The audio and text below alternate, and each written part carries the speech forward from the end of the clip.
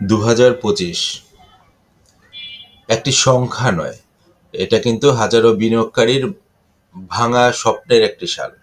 অনেক বিনিয়োগকারী স্বপ্ন 2025-এ ভেঙে গেছে। আমরা যারা ভেবেছিলাম, বা যে মানুষটি ভেবেছিল শেয়ার বাজার তাকে মুক্তি দেবে, আজ সে হিসাব করছে আমাদের ভুলটা কোথায় হয়েছে। কারণ একদিন যে শেয়ারের দাম ছিল 100 টাকা, আজ সেটা 40 টাকা, 30 টাকা, এমনকি 20 টাকায়ও নেমে গেছে। পোর্টফোলিও লাল হয়ে গেছে, ফোনে শুধু মার্জিন মার্জিন কল, আর মনে শুধু একটাই প্রশ্ন আমাদের ঘোরাঘুরি করে, সেটা হচ্ছে আমি কি সব হারিয়ে ফেললাম?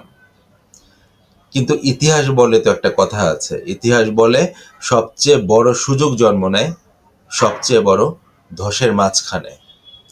তাহলে একটাই প্রশ্ন এখন, 2025-এর এই মার্কেট ক্র্যাশ কি শেষ? এখন কি শেয়ার কেনা বুদ্ধিমানের কাজ হবে? আর কেন সবাই বলছে 2026 হবে বিনিয়োগকারীদের জন্য সোনালী সময়?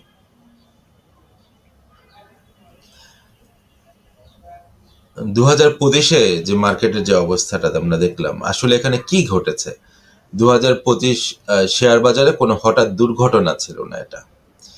এটা ছিল ধীরে ধীরে জমে ওঠা একটা বিস্ফোরণের মতো। এর পেছনে অনেক কারণ আছে, যেমন বছরের পর বছর ভুল নীতি নির্ধারণ হয়েছে, অতিরিক্ত জাঙ্ক শেয়ারে বিনিয়োগকারীদের আগ্রহ বেড়েছে, কোম্পানির লাভ কমে গেছে, দেন বিদেশি বিনিয়োগকারীদের বাজার ছেড়ে অনেকে চলে গেছে, আস্থাহীনতার সংকট তো একটা আছেই, তারল্য সংকট আছে, মুদ্রাস্ফীতি আছে, উচ্চ সুদের চাপ আছে। এ কারণে মার্কেট ক্র্যাশটা আসলে হয়েছে, বা 2025 সালে মার্কেটের যে বর্তমান অবস্থায় নিয়ে এসেছি আমরা, এ কারণেই হয়েছে। এই সবগুলো একসাথে মিলেই 2025-এর একটি বড় ধস তৈরি হয়েছে।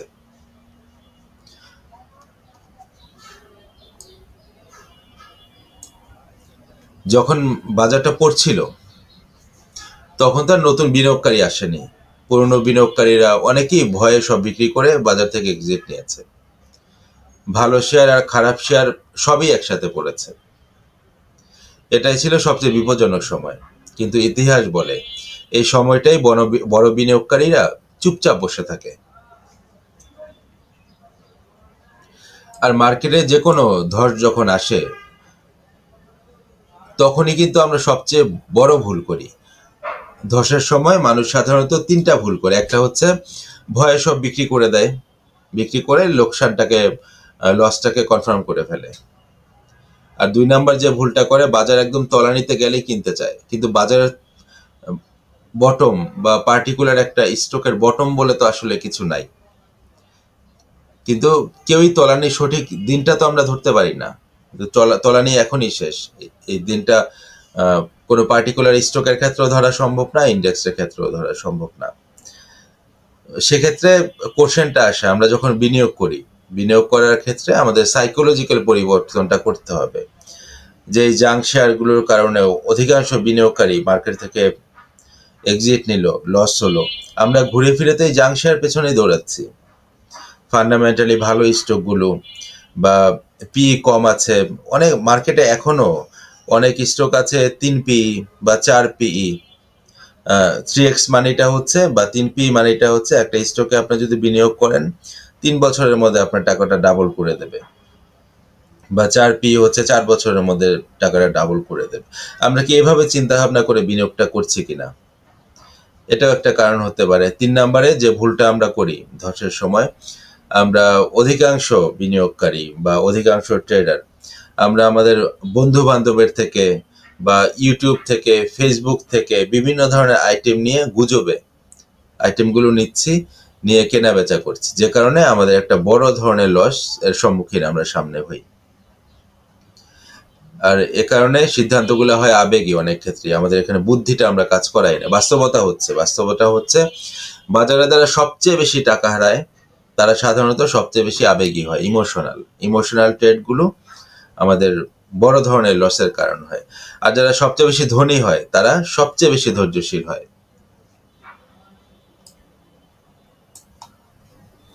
আমরা যদি অতীত ইতিহাসটা একটু দেখি, যেমন 2000 সাল ডট কম ক্র্যাশ হয়েছে, যেগুলোকে ওয়ার্ল্ড মার্কেট ক্র্যাশের কিছু উদাহরণ যদি দেয়, 2000 সালে .com ক্র্যাশ হয়েছে, 2008 সালে একটা মেসি ফাইন্যান্সিয়াল ক্রাইসিস ছিল, 2020 সালে কোভিডের ক্রাইসিসটা ছিল। প্রতিবারই একই ঘটনা ঘটেছে। যারা ধসে ভয়ে বিক্রি করেছে তারা সব হারিয়েছে, আর যারা ধীরে ধীরে ভালো কোম্পানি কিনেছে, এটা 3 থেকে 4 বছর বা 3 থেকে 5 বছরের জন্য, তারাই কিন্তু শেয়ার মার্কেট থেকে টাকাটা বানাতে পেরেছে। বাংলাদেশের মার্কেটও এরকম অনেক সুন্দর সুন্দর স্টক আছে, ভালো ভালো স্টক আছে ফান্ডামেন্টালি।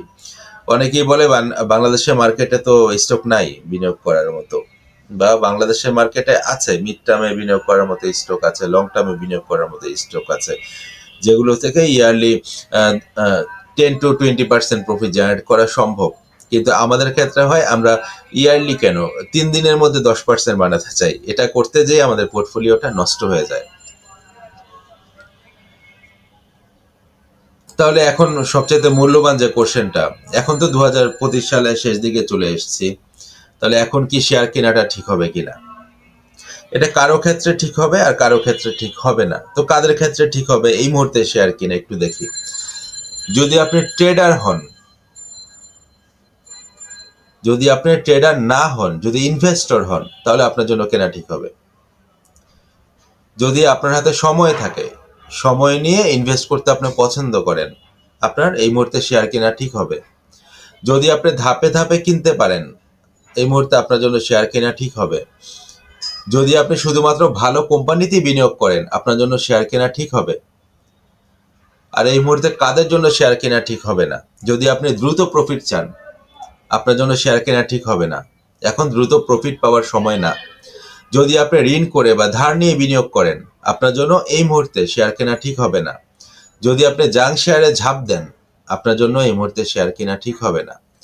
2025 হলো গোপনে প্রস্তুতির বছর, যেটা অলরেডি শুরু হয়ে গেছে। লাউড প্রফিটের জন্য না, এই মুহূর্তটা কিন্তু বড় ধরনের প্রফিট করার সময় না, এটা জাস্ট প্রিপারেশনের সময়, বরং যেটা আমাদের ভবিষ্যতের ভিতটাকে গড়ে দিচ্ছে। তাহলে এখন কোশ্চেন আসতে পারে, কেন 2026 হতে পারে গোল্ডেন ইনভেস্টমেন্ট ইয়ার, যেটা অনেকে বলছে। তো 2026 সালে কয়েকটি জিনিস একসাথে মিলতে পারে। যেমন একটা হতে পারে সুদের হার ধীরে ধীরে স্বাভাবিক হতে পারে, 2 নাম্বার হতে পারে নতুন ভালো কোম্পানি লিস্টিং হতে পারে, 3 নাম্বার তারল্য বৃদ্ধি পেতে পারে, 4 নাম্বার বিদেশি বিনিয়োগকারীদের আগমন ঘটতে পারে, 5 নাম্বার মানুষের আস্থা আস্তে আস্তে ফিরে আসতে পারে। বাজার সব সময় কিন্তু আগে ভাগে দৌড়ায়, অর্থনীতি ভালো হওয়ার আগেই শেয়ার দর বাড়তে শুরু করে, এই জিনিসটা মাথায় রাখবেন। বিষয়টা এরকম না যে বাংলাদেশের অর্থনীতি সব ঠিক হয়ে যাবে তারপর শেয়ার মার্কেট বাড়বে, এরকম না। বিষয়টা হবে ঠিক তার উল্টো, অর্থনীতি ভালো হওয়ার আগেই শেয়ার মার্কেট ভালো হবে। এটা দেখেই আমরা বুঝতে পারবো বাংলাদেশের অর্থনীতি ভালোর দিকে যাচ্ছে। তাহলে 2026-এ কিভাবে বিনিয়োগ করলে আমরা ধনী হতে পারবো, বা পোর্টফোলিওটাকে আমরা ভালো একটা হেলদি পোর্টফোলিও বানাতে পারবো, কতগুলো টিপস আমাদের ফলো করতে হবে, যেটা আমরা একেবারেই করতে চাই না। প্রথমেই হচ্ছে একসাথে সব টাকা ঢালবেন না। ম্যাক্সিমাম মানুষ এখনো এই কাজটা করে, যেমন পার্টিকুলার কোনো একটা স্টক দেখালে হুট করে সব টাকা দিয়ে কিনে বসে থাকে, তারপর 10% 20% কমতে থাকে, অ্যাডজাস্ট করার কিছু নাই, তারপর শুধু কমেন্টের পর কমেন্ট। 57 টাকায় কিনেছিলাম, কি জানি 61 টাকা এআইএল কিনেছিলাম, এখন চলে 44 টাকা। তাহলে 61 টাকা এআইএল কিনে যখন এটা 60 টাকা ভেঙে ফেললো, আপনি বসে আছেন কেন? আপনার তো স্টপ লস দিয়ে বের হয়ে যাওয়ার কথা। এআইএল এর পজিশন কত? আপনি যদি 40 টাকা 38 টাকা কিনতে পারেন, তাহলে এআইএলটা মোটামুটি একটা পজিশন নেওয়ার মতো সময়। 61 টাকায় তো পজিশন নেওয়ার সময় না। আর 61 টাকায় সব টাকা দিয়ে কেন কিনবেন? কিনলেই বোকামির দায় আবার বলবেন কেন মানুষকে? এটা তো লজ্জার একটা বিষয় যে আপনি সিস্টেম ফলো করতে পারছেন না। তো একসাথে সব টাকা ঢালবেন না, 3 থেকে 6 মাসে ধাপে ধাপে কিনুন। 3 থেকে 6 মাসে, 3 দিনে না। আমরা 3 মাস বললে মানুষ 3 দিন মনে করে। 3 থেকে 6 মাসে ধাপে ধাপে আস্তে আস্তে কিনুন, এবং 5-7টি ভালো কোম্পানির পোর্টফোলিও বানান। ডিভিডেন্ড থাকবে প্লাস গ্রোথ থাকবে, দুটোই দেখুন। এবং অন্তত 2 বছরের একটা সময় দেন, না পারলে অন্তত 1 বছরের সময় দিন। ভালো একটা পোর্টফোলিও তৈরি হয়ে যাবে। শেয়ার বাজারে বড় টাকা আসে 1 বছরে নয়, বরং ধৈর্যের মাধ্যমে। তাহলে আমরা যারা সাধারণ বিনিয়োগকারী আছি তাদের জন্য কি পরামর্শ হতে পারে? আপনি যদি হন চাকুরিজীবী বা ছোট ব্যবসায়ী বা মধ্যবিত্ত বিনিয়োগকারী, তাহলে আপনার জন্য সবচেয়ে নিরাপদ বিনিয়োগ কৌশল হচ্ছে প্রতি মাসে অল্প অল্প করে ইনভেস্ট করুন। বড় নাম দেখে নয়, বড় ফান্ডামেন্টাল দেখে কিনুন। গুজব থেকে 100 হাত দূরে থাকুন। নিজের গবেষণাই আপনার আসল শক্তি হবে, অন্যের গবেষণা না, হোয়াটসঅ্যাপ গ্রুপের গবেষণা না, ইউটিউবের ভিডিওর গবেষণা না, ফেসবুকের আইটেমের গবেষণা না। আপনি নিজে বুঝে বিনিয়োগ করুন। ধীরে ধীরে আস্তে আস্তে ভালো কোম্পানিতে বিনিয়োগ করুন। টাকা আপনার থেকে কেউ নিতে পারবে না, মার্কেট আপনাকে টাকা দিয়ে যাবে। শেয়ার বাজার কাউকে একদিনে ধনী বানায় না, কিন্তু ধৈর্যকে একদিন রাজা বানায়। 2025 হয়তো আপনার চোখে ছিল ভয়াবহ এক দুঃস্বপ্ন, আমার চোখে ছিল, আপনার চোখে ছিল, সবারই খারাপ গেছে 2025 সাল, কিন্তু 2026 হতে পারে সেই স্বপ্নেরই বাস্তব রূপ। আর যারা ভয় পালাচ্ছে আগামীকাল তারাই কিন্তু আফসোস করবে। ভয়ে কারা পালাবে? যারা জাঙ্ক শেয়ারগুলো কিনেছে, পোর্টফোলিও 50% 60% নাই, কিন্তু ফান্ডামেন্টাল যে স্টকগুলো আছে, এটা মিড ক্যাপ হোক, কয়টা স্টক 60% টাকা আপনার থেকে নিয়েছে? নিজেকে নিজে কোশ্চেন করুন। হয়তো প্রফিট দিতে সময়টা বেশি লেগেছে, কিন্তু আপনার থেকে টাকা নিয়ে যায় নাই। আর সেজন্য বলা হচ্ছে আজ যারা ভয় পালাচ্ছে আগামীকাল তারাই আফসোস করবে। তো আপনি কোন দলে থাকবেন?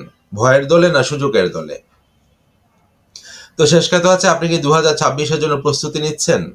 আপনি কি ধাপে ধাপে বিনিয়োগ শুরু করেছেন কিনা, নাকি একবারে কিনে হা হুতাশের দলে এখনো আছেন? কমেন্টে লিখুন, আমি 2026-এর জন্য প্রস্তুত। ভিডিও ভালো লাগলে লাইক দিন, চ্যানেল সাবস্ক্রাইব করুন, আর এই ভিডিওটি পাঠিয়ে দেন সেই বন্ধুকে যে আজ ভয়ে বাজার ছেড়ে দিতে চাচ্ছে।